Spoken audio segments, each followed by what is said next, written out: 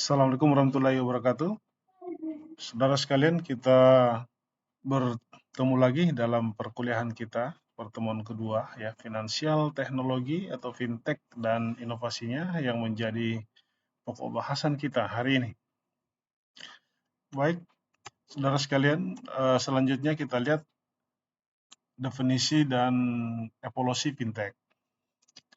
Dari segi definisi, kita bisa memahami bahwa fintech ini itu adalah gabungan antara layanan keuangan dan teknologi yang bertujuan untuk meningkatkan efisiensi tentunya ya. Meningkatkan efisiensi dalam artian bahwa proses keuangan itu bisa menjadi lebih cepat dan menjadi otomatis. Ya, kemudian juga adalah memperluas akses. Ya, memperluas akses terutama kepada masyarakat yang belum terjangkau bank atau yang disebut dengan istilah unbanked ya. Unbanked yang sehingga mereka itu dapat menggunakan layanan-layanan keuangan. Ya, kemudian juga adalah menjaga keamanan. Ya, dengan fintech ini maka karena dikatakan teknologi, maka dengan penerapan teknologi seperti misalnya adalah enkripsi ya untuk keamanan termasuk menggunakan sistem blockchain ya, dan juga ada sistem deteksi fraud yang berbasis AI. Ya, maka ini semua adalah sesuatu yang menjadi sesuatu yang aman gitu ya, dengan menggunakan sistem fintech ini. Nah, saudara sekalian, komponen teknologi yang sering digunakan di dalam fintech itu ya teknologi yang sekarang ini digunakan oleh cryptocurrency ya seperti blockchain. Ya, kenapa kripto itu aman-aman saja ya, tidak pernah kita mendengar ada yang membobol ya, hacker yang membobol kripto ya, karena sistemnya adalah menggunakan sistem blockchain itu. Ya, blockchain ini kan ada teknologi buku besar yang terdistribusi ya. Ini memiliki tingkat keamanan dan transparan yang sangat luar biasa. Ya, kelebihan dari blockchain ini adalah transparan. Ya, tetapi selain transparan juga sangat aman gitu. Nah, itu kan luar biasanya. Ya, sehingga orang-orang yang masuk di dalam sistem blockchain ini ya, misalnya dengan menggunakan kripto ya, itu sangat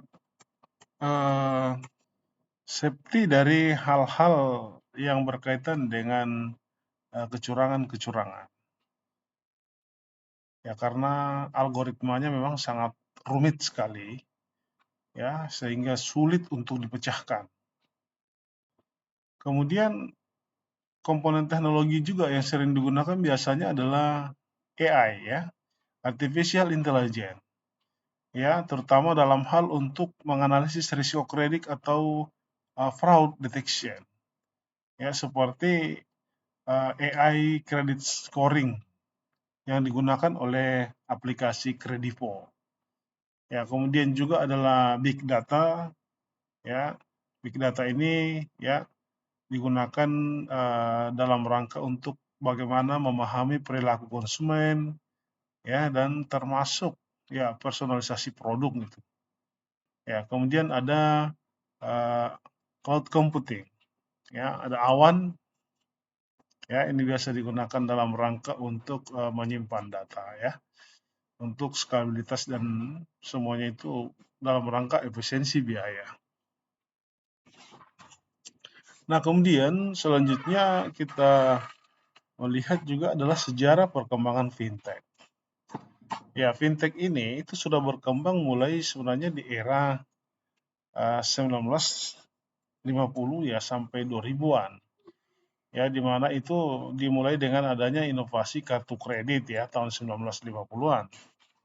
Ya, kartu kredit 1950-an dan ATM itu 1970-an ya, ATM.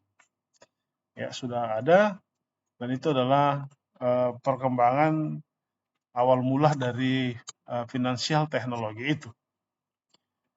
Nah, sehingga itu kemudian yang berkembang menjadi di mana perbankan mulai mengadopsi sistem online banking.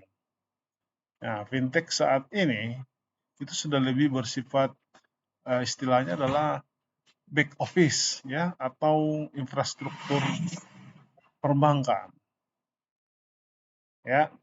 Nah, di era sekarang, di era tahun 2008 ini sampai sekarang ya, ledakan fintech itu terjadi pasca krisis finansial tahun 2008. Ya, jadi krisis 2008 ini menjadi pemicu lahirnya startup fintech. Ya, kebutuhan pasar itu akan menjadi kebutuhan pasar itu akan transparansi dan akses layanan keuangan alternatif. Inilah semua yang menjadi pendorong pertumbuhan fintech. Ya, sehingga mulai muncullah yang namanya ya sekarang itu adalah peer-to-peer lending. Peer-to-peer lending atau kredit online, kemudian ada cryptocurrency, ya bank-bank digital, dan ada neobank ya banyak, ada bank jago, itu adalah bank-bank digital, di mana bank digital ini adalah bank yang tanpa cabang, ya itu kelebihan. Jadi cabangnya semua ada di smartphone kita semua. Nah, di Indonesia sendiri,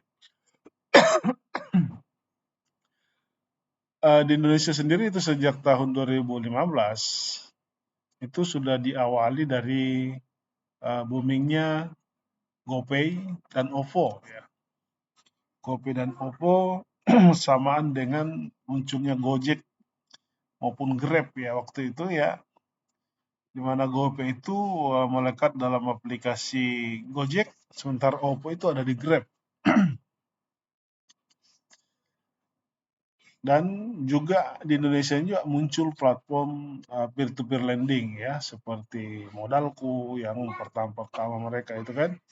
Nah, yang ini juga Investri ya, ada juga perusahaan peer-to-peer lending Investri, tapi sekarang Investri itu sudah dicabut izinnya karena bermasalah, bahkan pemiliknya itu melarikan diri ya ke luar negeri. Nah, kemudian pinjaman syariah juga ya, seperti Alami ya. Kemudian juga yang luar biasa ciri khas di Indonesia adalah QRIS itu ya. QRIS yang diluncurkan oleh Bank Indonesia ya sebagai standar pembayaran dengan menggunakan QR nasional ya. Ini luar biasa, satu kode tapi semua bank bisa mengakses, kita bisa mentransfer lewat mobile banking hanya dengan melakukan scan barcode ya, barcode dari QRIS ini. Ya, dan inilah yang pernah membuat Amerika murka ya, gara-gara inovasi keuangan kita yang bernama QRIS ini. Nah, kemudian saudara sekalian, contoh dari investasi fintech itu ya,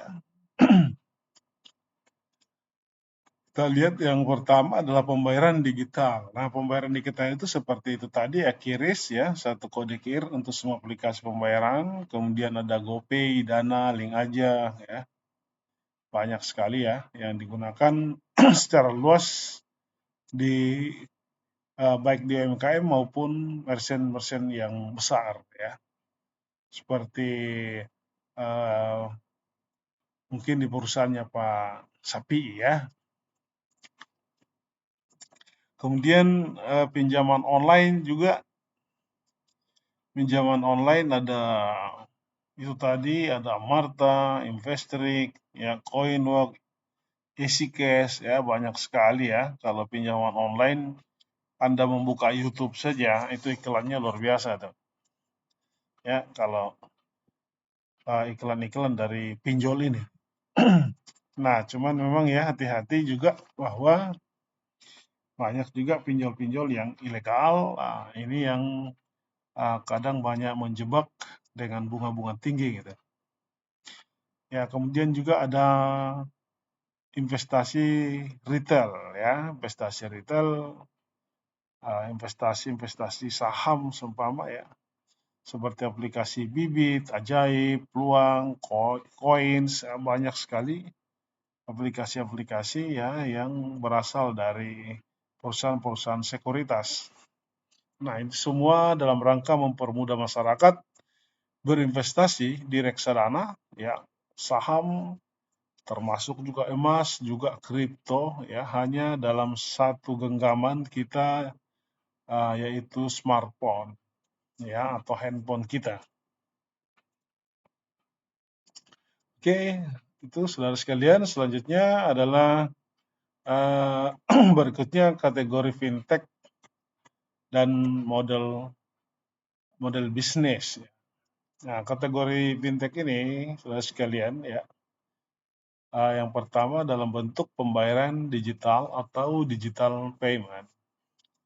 Ya, digital payment fitur utamanya ya yang pertama lah transaksi non tunai.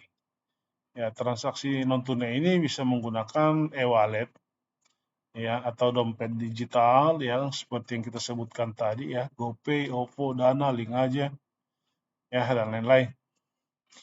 Kemudian ada transaksi juga menggunakan kode QR ya atau QRIS ya berbasis scan dan bayar kan.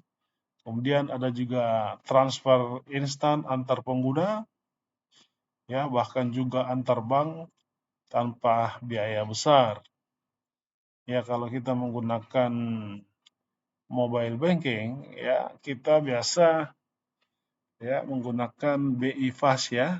BI Fast itu biayanya hanya 2.500.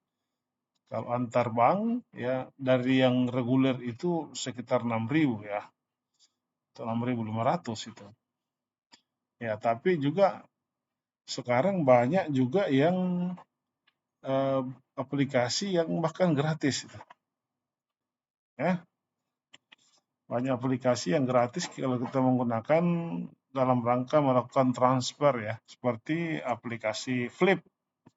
Ya, aplikasi Flip itu kalau di bawah 5 juta ya masih gratis ya, tapi kalau di atas itu sudah dikenakan pembayaran tapi itu pun tidak banyak dibandingkan menggunakan BI Fast. Nah, kemudian integrasi dengan layanan digital. Ya, seperti e-commerce. Ya, e-commerce itu seperti ShopeePay ya yang digunakan untuk belanja di Shopee dengan cashback ataupun penjualan cepat ya atau flash sale ya khusus untuk pengguna biasa dompet digital itu. Kemudian juga ada layanan on demand ya. Ini biasanya adalah GoPay ya yang digunakan untuk membayar transportasi ya atau GoRide ya atau GoFood ya untuk makanan ya dan bahkan juga sudah ada uh, untuk investasi yang namanya Go Investasi. Ya. Nah, contoh-contoh platformnya semua itu ya yang kita sebutkan ya GoPay ya Kiris ya dan lain-lain itu. Nah, kemudian ya model pendapatan fintech digital payment itu ya ini kelebihannya ya. Seperti komponen biaya transaksi kita lihat untuk biaya transaksi biasanya hanya 0,5% per transaksi. Ya, ada MDR itu merchant discount rate-nya itu. Jadi pengguna tidak dikenakan ya, tetapi merchant yang membayar ke penyedia QRIS biasanya. Ya. Kemudian kerjasama dengan merchant. Ya, Nah, dalam fintech digital payment ini ya mereka sudah bekerja sama dengan merchant sehingga merchant lah yang membayar fee untuk promo, iklan ataupun exposure ya yang lebih besar di aplikasi itu ya. Contohnya yang tampil di halaman utama Shopee seperti itu ya, Shopee Deals. Kemudian juga ada data analitiknya ya. Nah, dalam data analitik ini ya komponen data analitik saudara sekalian nih ya, jadi fintech itu bisa monetisasi ya, monetisasi data konsumen untuk analisis tren belanjanya ya, mempelajari bagaimana perilaku pengguna. Ya, semua itu dalam rangka nanti ya, ya kita seperti lihat Shopee itu kan, Shopee itu kalau kita berlangganan dengan Shopee, selalu menggunakan aplikasi itu kan ada limit-limit yang diberikan kepada kita, limit Shopee Pay Later, termasuk limit Shopee pinjam gitu. Ya, nah itu tergantung dari data analitik yang mereka gunakan dalam rangka untuk mempelajari bagaimana perilaku-perilaku konsumen itu. Oke.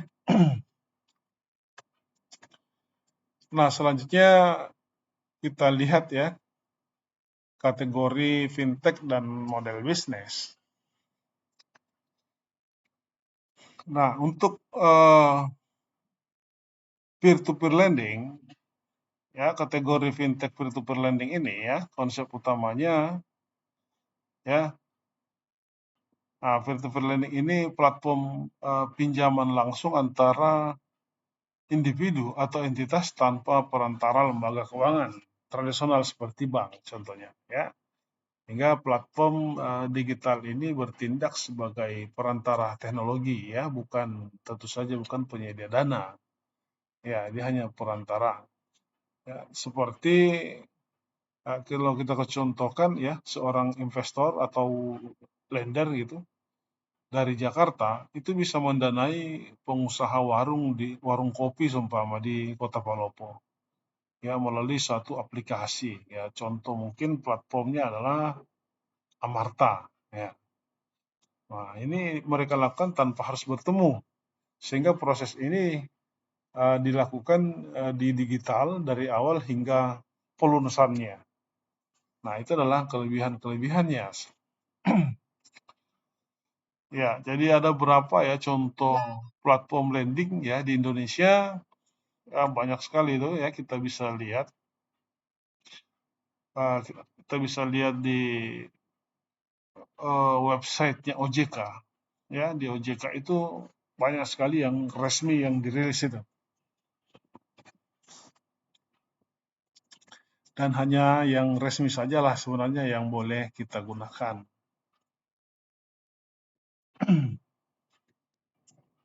Nah, mungkin kita juga biasa bertanya ya, bagaimana sih model bisnis peer-to-peer lending ini ya, dari mana sih mereka mendapatkan keuntungan?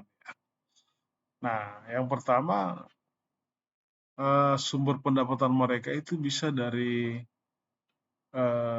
biaya administrasi dan bunga ya, bunga pinjaman. Ya biasanya itu 10-20% per tahun ya, itu tergantung profil risiko peminjam. Ya karena beda peminjam itu kadang beda sih pemberlakuan sistem bunga. Karena salah satu variabel menetapkan jumlah bunga itu adalah risiko. Semakin tinggi risikonya, maka semakin tinggi pula bunga yang dikenakan. Ya, kemudian juga sumber pendapatannya dari ya istilahnya adalah loan facilitation fee. Ya, loan facilitation fee ini itu di mana platform itu mengambil biasanya 1-5% ya, 1-5% dari total pinjaman yang dicairkan sebagai biaya jasa. Ya, ada juga yang namanya late payment fee ya. Late payment fee itu adalah penalti ya. Biaya penalti jika peminjam melakukan telat bayar gitu. Ya, jadi terlambat bayar ya akan dikenakan penalti. Nah, kemudian berikutnya adalah risiko. Ya, peer-to-peer lending itu juga tentu juga tidak bebas dari risiko. Ya, selalu ada risikonya. Ada yang pertama adalah risiko gagal bayar ya atau default risk. Ya, ada default risk itu biasa. Kenapa seperti itu? Karena ya tidak ada agunan. Ya, tidak ada agunan maka peminjam bisa saja tidak melunasi. Ya, beda kalau bank biasa ya, bank itu menggunakan agunan ya kalau Anda tidak melunasi agunannya yang diambil kan. Nah, kalau peer-to-peer lending ya umumnya tidak ada. Mereka tidak menggunakan agunan sama sekali. Ya, sehingga memang ya platform ini ya harus mengandalkan teknologi. Ya, teknologi seperti teknologi AI credit scoring untuk mitigasi risiko-risiko yang kemungkinan muncul terhadap gagal bayar tersebut.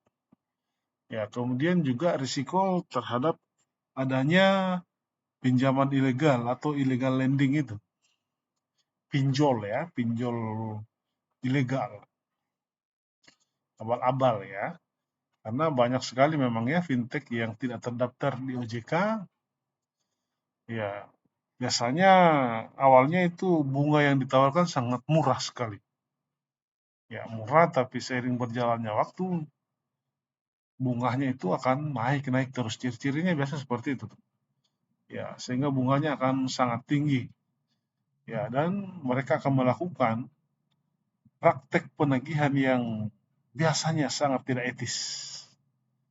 Ya, mereka mengancam, ya bahkan memviralkan di medsos gitu. Nah, makanya ya OJK itu secara aktif itu menutup ratusan atau bahkan ribuan mungkin ya platform ilegal tiap tahunnya tuh. Ya, itu dalam rangka untuk eh, memitigasi korban-korban dari pinjol-pinjol online itu. Nah, kemudian selanjutnya kita lihat kategori fintech ya. Yang pertama adalah crowdfunding. Ya, crowdfunding ini adalah proses pengumpulan dana dari banyak individu ya, yang disebut dengan crowd. Ya, untuk membiayai biasanya sebuah proyek atau usaha kecil atau bahkan kegiatan sosial. Ya, dan atau peluncuran produk-produk baru.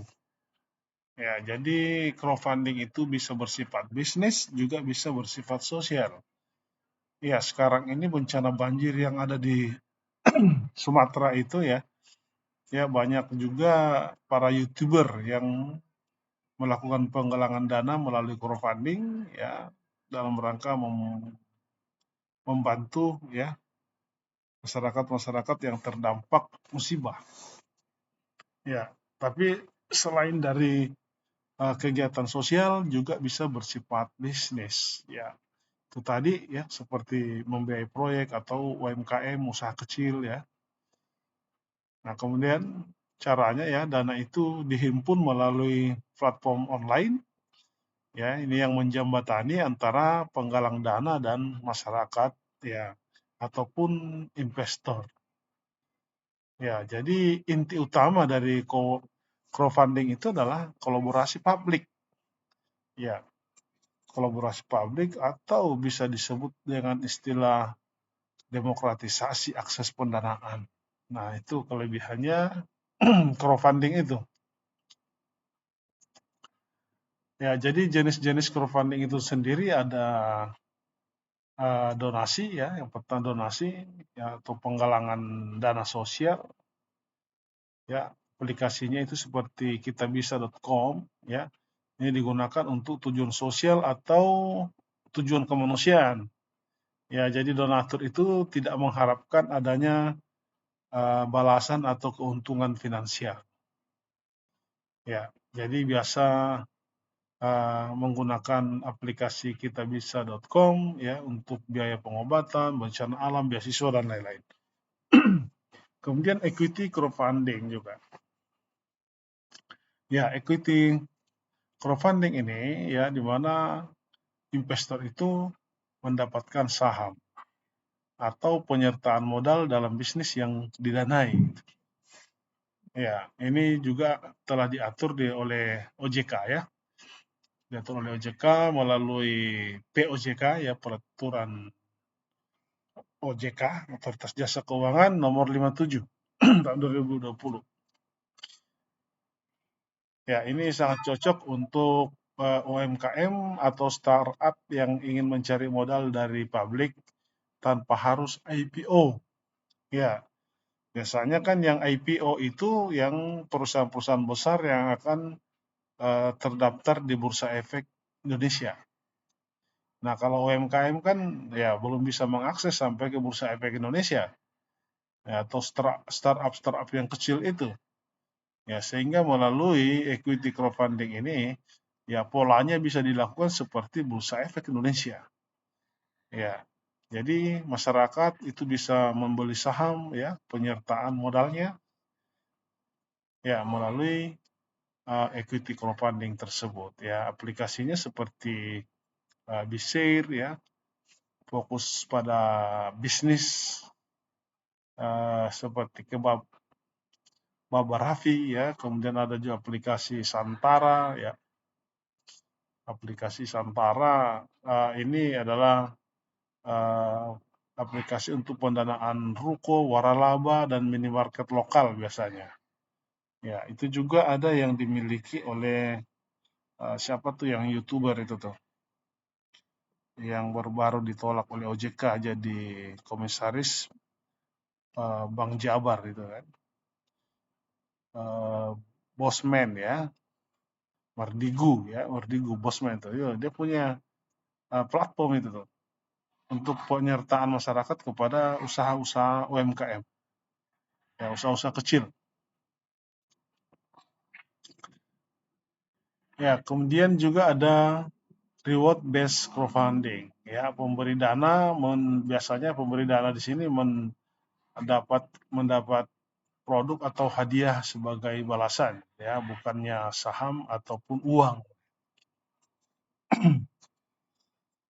Nah, ini sering digunakan untuk pre-order produk-produk yang inovatif, ya. Contohnya biasa aplikasinya adalah Kickstarter.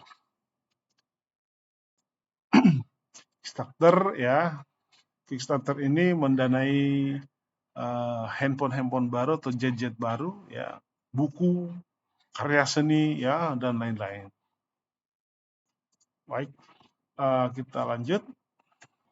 Ya, selanjutnya adalah kategori fintech dalam bentuk robo advisor, ya, dan investasi digital. Ya, robo advisor itu adalah platform digital yang memberikan layanan pengelolaan investasi otomatis, ya, dengan membantuan algoritma dan data profil pengguna. Ya, ini biasa ada di aplikasi Bibit. Ya, jadi kelebihan dari robot advisor itu, ya. Jadi pada saat kita ingin melakukan investasi, ya, kalau Bibit itu adalah investasi biasanya reksadana. Ya, jadi pada saat kita ingin membeli reksadana, ya kita tidak perlu lagi berkonsultasi kepada manajemen investasi, ya, manajer investasi yang manusia itu, ya, tetapi ya cukup kita, ya, hanya mengisi kuesioner, ya, dan sistem itu akan merekomendasikan portofolio yang sesuai dengan tingkat risiko kita, ya, bagaimana dengan tujuan investasi dan jangka waktu kita, ya. Biasanya, ya, pengalaman saya, kita hanya mengisi kita ini adalah investor tipe apa, apakah tipe agresif, ya, moderat, ya. Nah, kalau kita mengisi itu, ya, kalau kita seumpama tipe yang agresif, maka biasanya robot advisor itu banyak merekomendasikan kita kepada investasi dalam bentuk reksadana saham. Ya, tapi kalau kita adalah orang yang moderat, nah biasanya kita hanya direkomendasikan lebih banyak persentase investasi kita itu di sektor obligasi ya ataupun pasar uang biasanya. Ya, contohnya itu ya. Kalau Bibit yang saya gunakan adalah aplikasi Bibit. Ya, aplikasi Bibit adalah anak usaha dari Stockbit. Ya, jadi ini ya setelah kita mengisi data atau kuesioner itu, maka sistem akan menyarankan portofolio yang optimal itu. Ya, itu tadi. Apakah kita kategori orang agresif, moderat, ataukah mungkin konservatif. Ya, maka produk yang ditawarkan itu ya bermacam-macam sesuai dengan tipologi kita tadi itu. Ya, apakah reksadana saham, apakah reksadana obligasi, apakah reksadana pasar uang. Ya. Kemudian juga ada aplikasi lain yang menggunakan robot advisor selain Bibit, itu ada aplikasi Pluang. Ya, aplikasi ini biasanya digunakan untuk investasi emas digital. Ya, termasuk saham-saham luar negeri juga, tapi selain Peluang, sekarang juga Ajaib juga sudah ada sih robot advisornya. Ya, dan di situ juga ada saham-saham Amerika di situ ya dijual ya, termasuk kripto. Ya, Ajaib pun juga sekarang sudah ada produk kriptonya. Ya, Bitcoin, Ethereum dan lain-lain.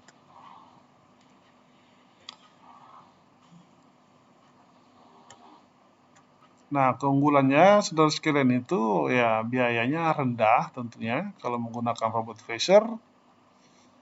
Ya, biasanya hanya 0,3 paling besar 1% fee-nya yang kita mau bayarkan dari dana uh, yang kita belanjakan ya untuk membeli reksadana tersebut.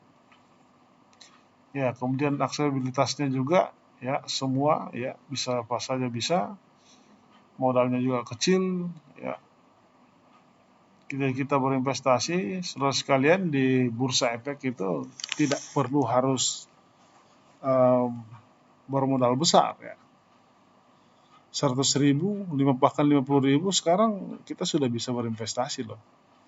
Sudah bisa beli saham juga itu dengan uang 50.000, karena banyak juga saham-saham yang 2 digit itu. Harganya murah per lembar. Ya, kemudian ya keunggulan yang lain itu transparan, ya termasuk personalisasinya, ya rekomendasi berbasis AI dan profil risiko.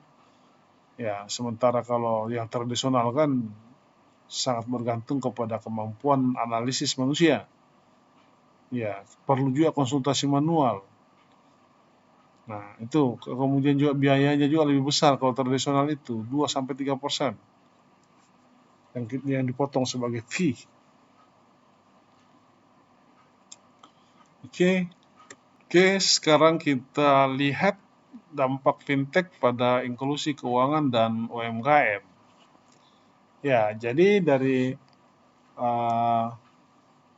fakta data dari OJK di tahun 2023 ini bahwa 76% populasi dewasa Indonesia itu sudah menggunakan layanan keuangan formal. Ya, angka ini tentu naik tajam dari 2016 itu 51%. Ya, ini semua karena penetrasi dari fintech tentu saja. Ya, jadi ya saudara sekalian, inklusi keuangan itu bukan hanya tentang memiliki rekening bank, ya, tetapi juga tentang akses ke berbagai layanan keuangan. Ya, apakah pinjaman, tabungan, investasi, ya, dan asuransi. Nah, kemudian peran fintech dalam inklusi keuangan ini, ya, seperti dompet digital yang kita sudah sebutkan tadi, ya, GoPay, Dana, Oppo, ya, link aja, dan lain-lain ya, semua itu memungkinkan masyarakat tanpa rekening bank, ya, meskipun tanpa rekening bank, tetap mereka dapat menyimpan dan membelanjakan uang mereka secara digital. Ya, sehingga ini mungkin sangat cocok juga untuk masyarakat pedesaan yang jauh ya dari kantor-kantor bank itu. Ya, tentu saja harus tersedia akses internet. Nah, itu juga yang menjadi tantangan ya bagi daerah-daerah pedesaan atau daerah-daerah pelosok. Kemudian pinjaman online. Ya, pinjaman online ini ya, fintech yang kita sebutkan tadi seperti Amarta, Modalku, ya ini bisa memberikan akses pembiayaan ke UMKM tanpa agunan tentunya. Ya, itu yang kelebihannya tanpa agunan ya. Ini baik sekali terutama untuk sektor-sektor informal. Ya, selain itu kan proses dari pinjaman online itu juga sangat cepat. Ya, sangat cepat ya karena mereka juga berbasis AI ya untuk menilai kelayakan kita. Ya, oleh karenanya maka setiap orang per orang itu akan diberikan limit yang berbeda-beda. Tergantung bagaimana profil resiko calon nasabah itu ya yang diberikan informasi itu didapatkan dari AI. Ya. Nah, itu AI itu membaca kita dalam media sosialnya kita ya termasuk transaksi-transaksi belanja online-nya kita. Nah, itu yang dibaca oleh AI dan yang dimanfaatkan oleh perusahaan-perusahaan pinjol itu. Ya, jadi dengan fintech ini saudara sekalian, itu tentu keuangan sangat inklusif ya. Seorang pedagang kerupuk itu seumpama di desa itu ya dapat pinjaman mungkin 2 juta dari Amarta tanpa harus ke bank. Ya, itu contohnya tuh. Jadi pedagang-pedagang kecil itu bisa mendapatkan pinjaman meskipun mereka tidak kemana-mana ya, di rumah saja ya, dengan mengakses perusahaan-perusahaan peer-to-peer lending ini. Nah, kemudian kita lihat ya contoh nyatanya UMKM ini ya. Contoh kita lihat pedagang pasar tradisional di Jawa Tengah, seumpama kita contohkan, ya menggunakan QRIS untuk transaksi, ya dan mereka bisa meningkatkan efisiensi dan catatan keuangannya, ya karena setelah dikenalkan dengan QRIS itu mereka bisa menerima pembayaran digital kan dari pelanggan. Ya mahasiswa saya yang S1, ya saya kuliah berbasis proyek gitu. Jadi proyeknya saya yang saya berikan kepada mahasiswa saya di Prodi Ekonomi Pembangunan. Karena kita membahas tentang sistem keuangan digital. Ya, jadi proyeknya mereka akan membina salah satu UMKM yang tertinggal di Kota Palopo ini, ya, yang belum tersentuh teknologi, ya mereka memberikan literasi digital kepada mereka dan sebisa mungkin bisa mereka menggunakan digital payment ataupun menggunakan QRIS ya. Nah ini yang menjadi proyek mereka. Ya dan sementara berjalan sekarang ini. Nah ini kan dampak langsungnya nanti ya. Jadi mereka itu tidak perlu uang kembalian kalau menggunakan QRIS, karena kadang mereka kesulitan juga pada saat ada yang berbelanja menggunakan uang besar, ya mereka tidak punya uang kembalian. Ya kadang bahkan transaksi itu batal gara-gara uang kembalian yang tidak ada. Nah kalau sudah ada QRIS kan semua selesai masalah-masalah seperti itu. Ya dan paling baik lagi karena semua transaksi juga akan terekam. Ya, sehingga memudahkan mereka melakukan pencatatan dan akses modal ke depannya seperti apa. Dan juga mereka akan meninggalkan jejak-jejak digital. Ya, jejak-jejak digital inilah yang akan juga berguna saat mereka ingin mengakses pinjaman-pinjaman online. Ya. Nah, kemudian kita lihat transformasi bisnis UMKM, ya. Transformasinya pembiayaan yang cepat, fintech ya seperti mungkin CoinWalk itu ya memungkinkan UMKM mengajukan pinjaman kurang dari 24 jam melalui aplikasi ya, sehingga ini sangat cocok untuk kebutuhan yang mungkin sangat mendesak. Kemudian pemasaran digital juga ya, fintech ini bisa membantu mengintegrasikan pembayaran digital ke toko online. Ya, contohnya mungkin UMKM bisa menjual produk di Tokopedia ya atau di Shopee atau di TikTok Shop ya. Dan mereka bisa menerima pembayaran via OVO, QRIS dan promosi lewat Instagram Shop mungkin juga sudah ada ya. Ya, kemudian juga ya data transaksi ini bisa digunakan untuk promosi ataupun penilaian kelayakan kredit mereka. Ya, sekira itu saudara sekalian, dan sekarang kita lihat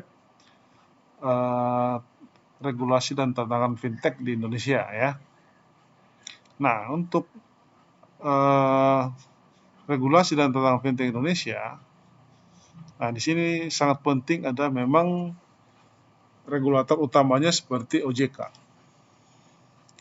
Ya, OJK ini ya mereka memiliki peran untuk mengawasi sektor jasa keuangan. Ya, keuangan non-bank tentunya, seperti peer-to-peer lending, equity crowdfunding ya dan lain-lain. Dasar hukumnya mereka sebenarnya sudah ada sih.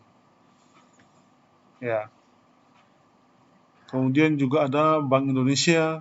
Ya, ini Bank Indonesia harus fokus pada sistem pembayaran dan stabilisasi moneter ya melalui peraturan-peraturannya. Nah, kemudian tantangan utama fintech ini saudara sekalian adalah keamanan data. Ya, karena di tahun 2020 pernah ya kasus Tokopedia mengalami kebocoran data 91 pengguna itu menunjukkan kerentanan infrastruktur digitalnya. Ya, ancaman lainnya seperti pencurian data ya, phishing, social engineering, malware, dan aplikasi keuangan yang lain. Ya, maka solusinya memang adalah harus memperkuat enkripsi end-to-end, firewall, ya, bahkan sertifikasi ISO, ya, ISO 27001. Termasuk mungkin juga perlu ada audit keamanan berkala deh. Ya, dan lain-lain ya, termasuk literasi keuangan itu sangat penting. Ya, kemudian persaingan dengan perbankan tradisional. Ya, jadi bank ini menghadapi disrupsi dari fintech, terutama pada dompet digital. Ya, termasuk juga pembayaran mikro seperti CoinWalk maupun Amarta. Oke. Oke, selanjutnya saudara sekalian adalah tren dan masa depan fintech. Ya, untuk tren dan masa depan fintech ini ya seperti penggunaan AI dalam analisis kredit. Ya, AI ini digunakan dalam rangka untuk menilai kelayakan kredit calon peminjam ya secara lebih cepat dan canggih dibandingkan dengan metode konvensional tentunya. Ya, AI ini akan memproses berbagai data alternatif ya, riwayat transaksi e-wallet kita, aktivitas e-commerce, termasuk jejak-jejak digital di medsos ya, dan bagaimana pola komunikasi. Nah, inilah semua menjadi bahan baku yang dikelola oleh AI ya, sehingga menentukan profil risiko seorang calon nasabah pinjol dan lain-lain. Ya, kemudian juga ada terobosan yang akan dilakukan oleh Bank Indonesia ya, CBDC Central Bank Digital Currency.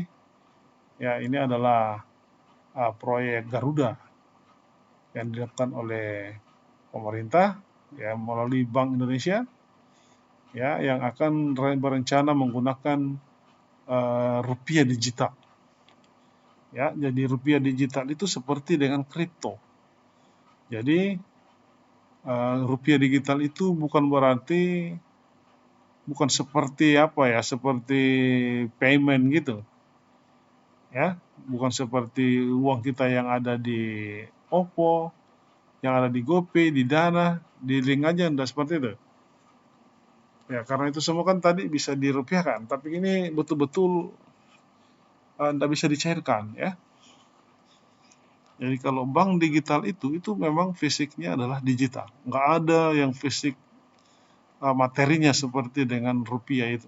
Jadi kalau kita memiliki uang digital rupiah digital, maka itu tidak bisa dicairkan dikonversi menjadi uang tunai.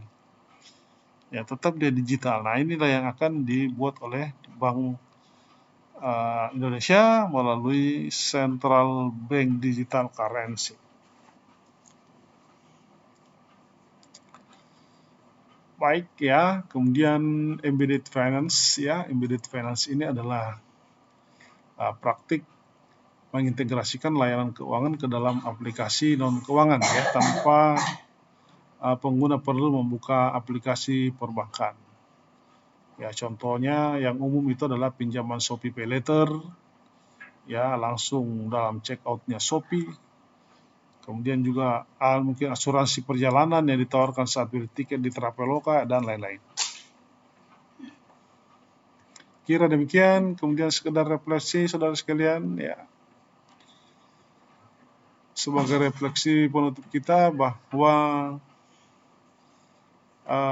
peran strategis fintech dan dunia pendidikan ini, ya fintech ini telah merevolusi cara masyarakat mengakses dan mengelola keuangan. Ya, namun tetap membutuhkan keseimbangan antara inovasi dan regulasi.